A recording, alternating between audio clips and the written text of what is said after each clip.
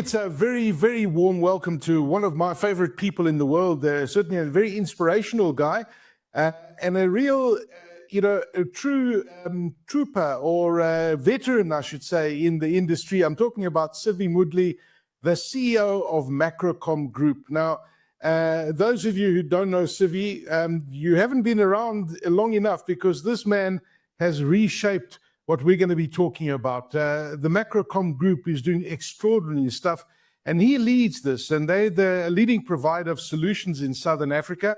As an entrepreneur, he's got an incredibly visionary approach. Sivi founded Macrocomm in 2005, so work it out for yourself, celebrating a real milestone this year, recognizing the potential of the emerging technology sector. Now, he's since transformed the company from a telecommunications reseller into a premier force in the smart solutions sector, with a focus on the Internet of Things, IoT. You've heard a lot about this, and the millions and millions of devices. And of course, the landscape is really driving innovation across the African continent and of course globally as well. Now, with a diverse career that spanned many sectors such as hair care, believe it or not, as well as skincare products, retail, communications, marketing, and even advertising and healthcare and IoT, Sivi has really demonstrated that he's got this unique ability to drive business growth, to drive innovation, and really understand the business sector he operates in. So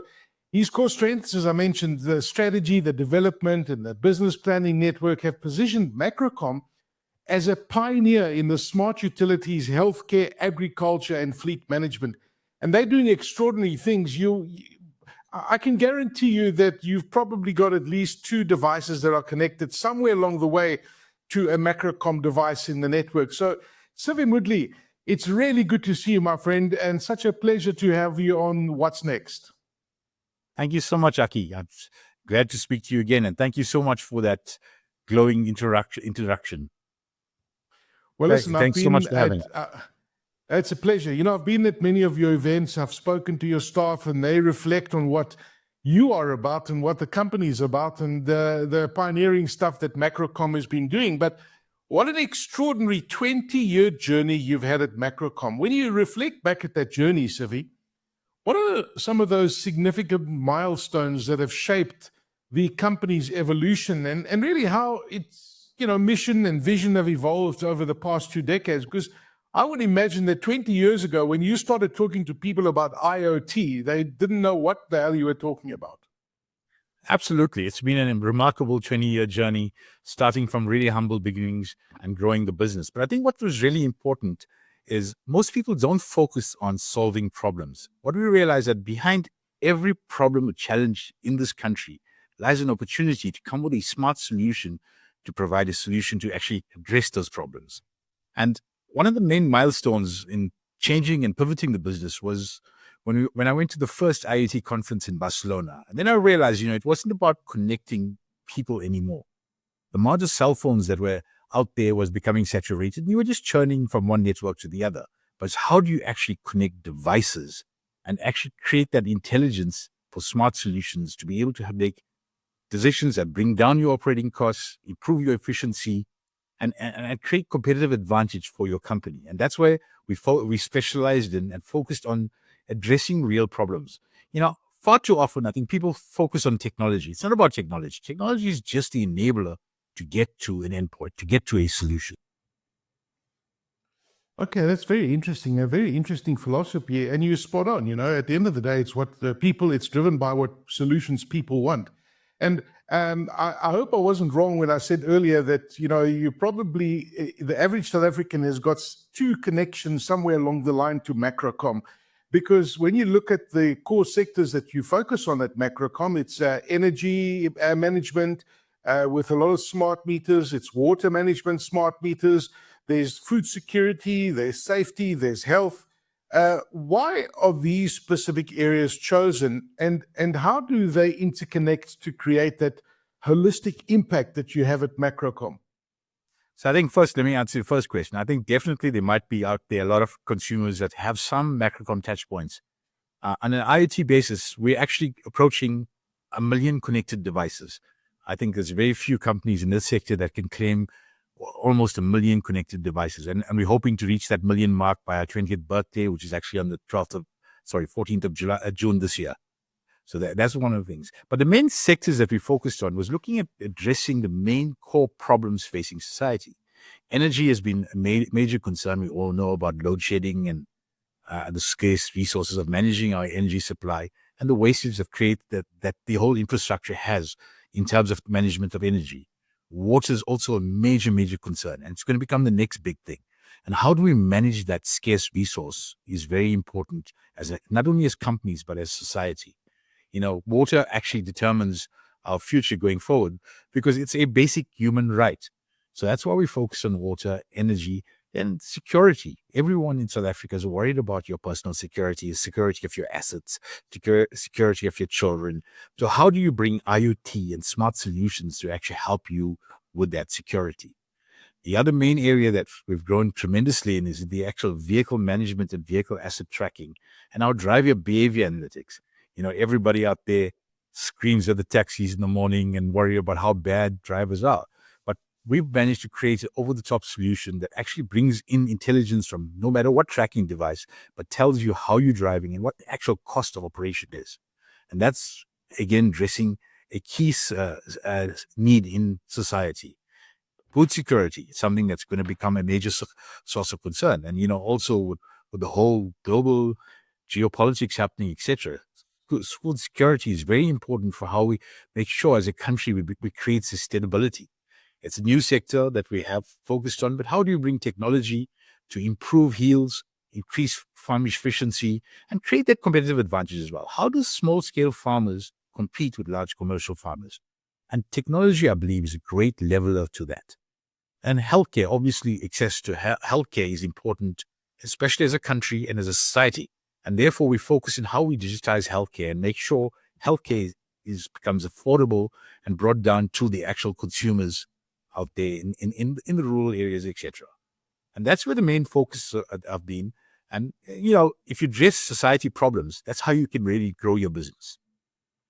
Yeah, no, absolutely. And of course, all of these devices are becoming smarter. And, with AI becoming more mature and the algorithms you guys have deployed, you actually have built incredible intelligence in these devices that you can start adding that predictive model that you talk about that does help the farmers, that does predict the energy demands, that does predict where the water challenges are happening. And they really are critical in ensuring that we are driving a sustainable society going forward and that we've got that intelligence to make those decisions that enable us to unlock the best value possible in what we're doing. And I mean, farming is such a great example. I remember when I last saw you at the last conference, you were telling me about the stuff that farmers have access to today, with a simple app, a few IoT devices that are not expensive, and really the technology's cost has come down dramatically.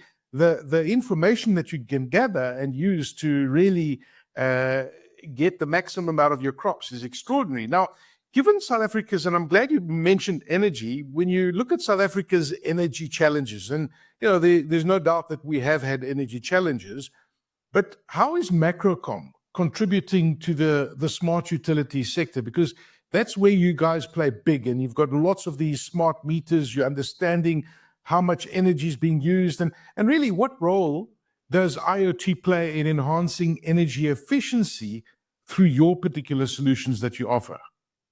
I think, Aki, that's a very important concern in South Africa. We all worry about the energy constraint. And we focused in the last few years by developing a really solid product to make sure we address the concerns in the sector.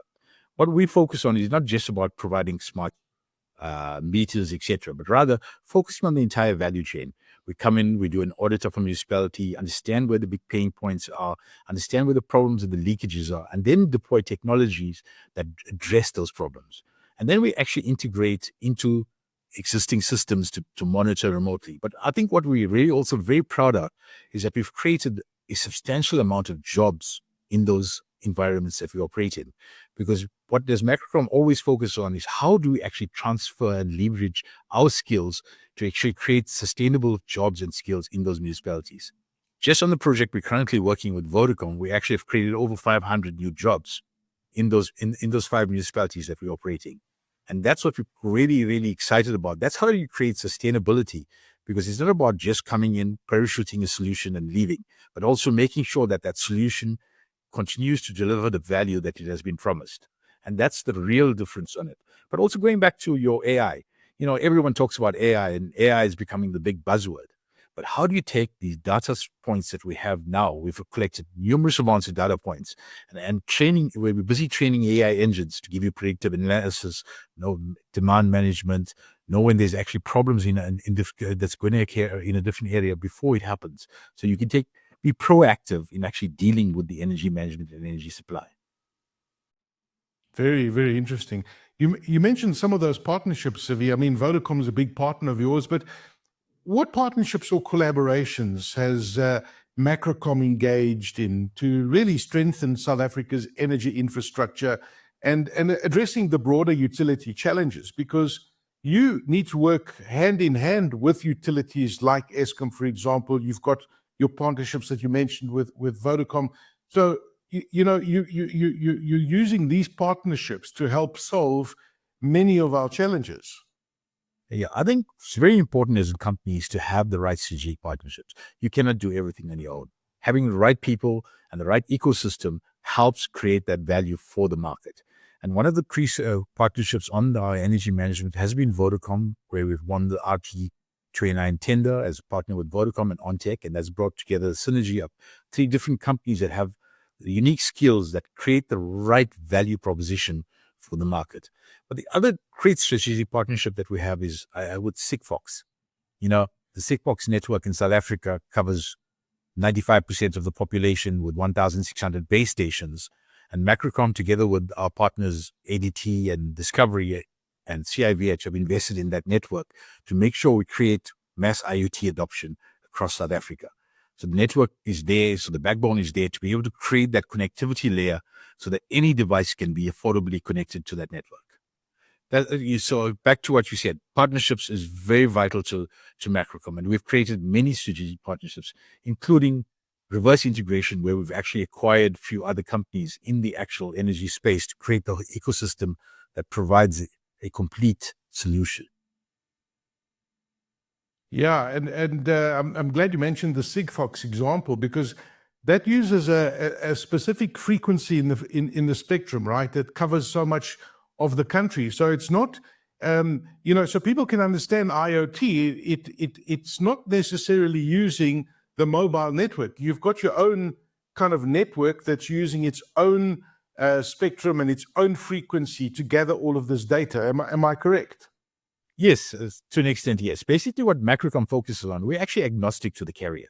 We actually design solutions specific to the use case. But going back to Sigfox is a low-power, wide-area network that's able to send very small packets of data. So you cannot do a voice call on a Sigfox network.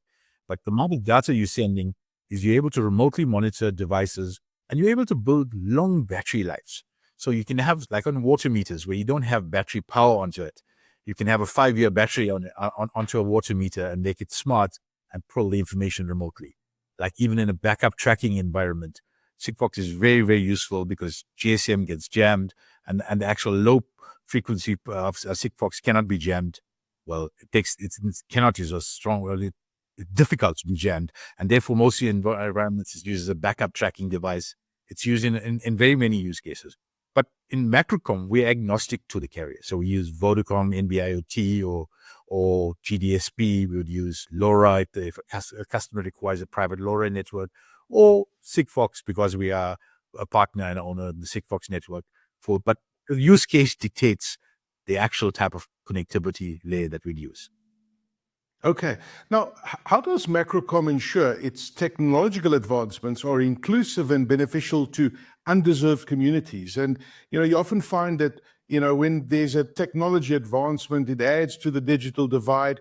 What are some of the standout corporate social responsibility initiatives that you have at Macrocomm? I think that's something that's very close to my heart. I really think that technology is a great leveler. It actually is able to allow new entrants into the market and allow people to improve their standards of lives. In what we did in Macrocomm, we have a Macrocomm Foundation, and we focus on providing training and development and access to technology to underprivileged communities. We've set up 5 community centers throughout the country where we bring in technology. Kids come from the different areas. They come on a Saturday. We provide computers. We provide them a curriculum. We provide them with a whole host of different solutions so that they actually learn about technology. In fact, it's a very exciting example in KZN. We started something 5 years ago there. And when I went down to address these kids left at 4 o'clock in the morning to walk because their parents don't have cars, etc., to bring them to the training center just to listen to me speak. But you go 5 years later where they couldn't even switch on a computer. They won a robotics competition. And that is exciting, that we feel passionate about. Because I think it's important in the legacy that we leave. It's not just about the technology we deploy, but how we actually empower future generations. And as I explained, in the most municipalities, we actually train local installers to be part of the projects that we're in, because we're going to create local jobs and create local sustainability. We're very passionate about that. No, well done, and continue doing that stuff. It's very impressive. You've seen a lot of changes. As I said, you've been in the business for a long time, and certainly the IoT landscape in South Africa has evolved over the past 20 years. I mean, I remember the first devices, the IoT devices that were available on the network, and where they are today. It's extraordinary. What role has Macrocomm played in driving this adoption and growth and this tremendous change that we've seen in the last 20 years when it comes to IoT adoption? I still think IoT is in its infancy, that there's still a lot of room to people to understand IoT and to grow their whole IoT ecosystem. And therefore, Macrocomm's focus a lot on educating, because we believe the market is so big, it just cannot be us in that market. We got to educate consumers as well as the market in terms of what's happening out there. And so we're always doing this important education programs. But from a Macrocomm perspective, we also make sure we're on top of what's happening in the world. We actually travel extensively, attend the different world conferences.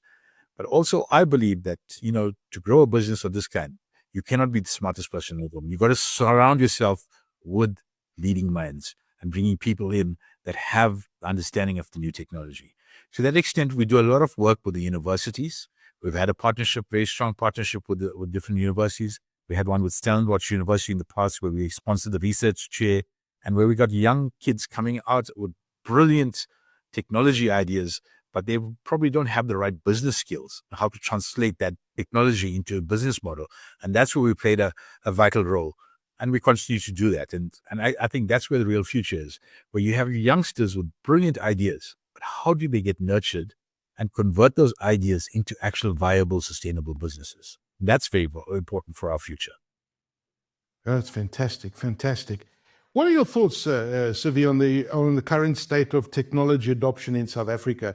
I know that we've had massive strides going forward. Obviously, people having more access to technology is improving things, but I'd love to hear what your thoughts are on the current technology adoption in our country, and particularly when it comes to IoT, which is, the acronym for Internet of Things. And of course, now we've got IoE, which is the Internet of Everything. And I'm sure that in the next 5 years, there's going to be another IO something. But how is Macrocomm preparing for future advancements in this field? And where are we in South Africa when we compare ourselves to the rest of the world?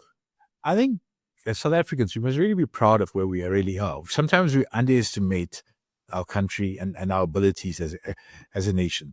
If we compare ourselves with what's happening in the rest of the world, I think we're on par. There's a lot of things that are happening elsewhere, but in South Africa, we have got some really great companies that have actually made some significant strides. And we need to see how we actually support homegrown solutions. And there needs to be greater support from government to actually promote actual local solutions that create that competitive advantage. Unfortunately, as South Africans, sometimes we have the mindset that imported is always better. Doesn't really mean that. I think we have the ability, we have the skills. It needs to have that support. And I think that's why we spend so much time and effort is also nurturing the younger generation coming through. But also adoption of technology you need to have access to connectivity. And that's one thing that the government needs to address is rural access, making sure more communities have access to the internet, etc. And there's big strides happening with the telcos really pushing that out at the moment. But I think there needs to be a greater drive to make sure technology, or not just technology, but actually communication data available at the right cost to the market, to bottom end of the market, because that's how kids learn about technology. They learn about IoT. They learn about AI, having access to going to Google or play on the computer. But without that connectivity layer going and giving that rural access becomes a challenge. And that's something we need to address as a country. Fantastic. Sivi, so 20 years have come and gone very quickly. What's next for Macrocomm? I mean, are there any upcoming innovations or projects that Macrocomm is working on at the moment that you're particularly excited about? And how do you see these innovations shaping the future of the industry and Macrocomm itself? Tell me about it. 20 years just went by so fast. You can see it on my hair, but the lack of hair. Yeah, but I think for us, we're excited about the future. We're excited about the next 20 years. And it's how we actually position ourselves to make sure we're still at the cutting edge of leading technologies happening out there. As I said, we travel often. We have strategic partnerships with companies throughout the world. We have some very nice American partners, Chinese partners, where we're actually looking at how we go into the new AI field and bringing machine learning into it and training these AI models to be able to help improve what we have. As I said, we're close to 1 million data points out there, points measuring different items. That gives us a lot of access to a lot of data. How you then use that to actually improve the systems we have and do the predictive analytics on it. And that's, I think, where the real future is for Macrocomm. That's very interesting. Country, yeah. So, Sivi, when we last spoke, you mentioned about your international expansion. So we've been speaking a lot about South Africa, but Macrocomm has expanded into their footprint internationally. Could you share those insights into these ventures and the strategy behind the growth and the markets that you currently are focusing on, and perhaps, additional markets that you plan on entering? So, yeah, look, for us, I think we have some really good technologies that we can actually now expand and take it to the rest of the world. We started first in the US. We've actually got an office which we opened in the US. We've got a very strong strategic partnership with IONline, an ex-South African Dave, very close friend of mine, and where we actually got an opportunity that's going there at the moment. It's small at the moment, but the US market is a big market. We're worried about the geopolitics at the moment, but that's another story. But I think the opportunity to bring a South African solution with South African technology and the price point that we actually can produce things in South Africa for the American market. We also expanded in Mauritius, Seychelles, as well as we're doing a project in Hungary, of all places. So I think that brings you back to the question, where we're talking about the nature of South African solutions. I think we have that competitive advantage. We just don't believe in ourselves enough to say that we can actually compete globally with some of the solutions still in South Africa. And so we think the world's our oyster. We're excited about it. And we're excited about how we can actually take this South African company to a broader audience. That's wonderful, wonderful stuff. So as Macrocomm scales globally, and there's some very exciting projects as you just touched on, how does the company plan to maintain its core values and mission? Because we all know how difficult it is as a company grows bigger and bigger and bigger. It's always difficult to maintain those core values. How are you going to do it over the next 20 years or however long you plan? I mean, this Macrocomm is just growing from strength to strength. 20 years old this year, but growing rapidly, and all of this happening. And we talk about the company values, the mission, and you've also got to adapt to the unique demands of international markets because, of course, they're very, very different. So how do you actually maintain this as you scale globally? Yeah, that's a interesting question. It's actually a difficult question because as you grow, it becomes more and more difficult to control your core values. But for me, I've always started this business. I always say I'm a social entrepreneur. I want to actually use my business to make a positive impact in the environments we operate in. Generating a return on equity is one thing, but it's not the only thing. And as you grow and you bring in external shareholders, it becomes more difficult to maintain that core values. But for us, it's important to keep that value where the organization is there, not just to generate revenue, but to make a difference in the environments, to improve people's lives as you go on. And how do we strike that balance between maintaining shareholder value, but also ensure we make a positive impact in the environments we operate in? Fantastic. Sivi, my last question to you is that, you've got a very impressive business career as an entrepreneur. You've created an amazing company. What advice do you give young entrepreneurs, the young people that you were talking about earlier that have got a hunger to grow and they've got amazing ideas that they want to implement? What's your advice that you give to young entrepreneurs in succeeding in a competitive environment in the world? But what's your advice as an entrepreneur to other budding entrepreneurs out there? I think there's few things I'd say. One is always believe in yourself. If you have an idea, believe in it. But also surround yourself with people that know more than you do in that environment. Don't always think that you know everything. Bring in the skills that will help you. But also when you're focusing on a product or a solution, make sure it's not just a me too. Look at what the major problems out there and find a solution to it. People buy solutions. They don't buy products. So that's what you need to focus on. How do I address concerns of society? And that gives you that competitive advantage. If you want to sell a pencil and your friend is selling a pencil, then it just becomes a price of how we sell it cheaper. But if you have a solution to people are having a problem of writing, recording information, that's what the real use is, and how do you find that solution and to give you that competitive advantage. And that's what we need to look at as youngsters, not just copying what other people are doing, but rather find that niche in the market. Sivi Moodley, always a pleasure talking to you, founder and CEO of the Macrocomm Group, celebrating 20 years in business in 2025. Congratulations, and may your organization grow from strength to strength. And thank you for joining us for this episode of What's Next. Thank you so much, Aki. It's always a pleasure chatting to you.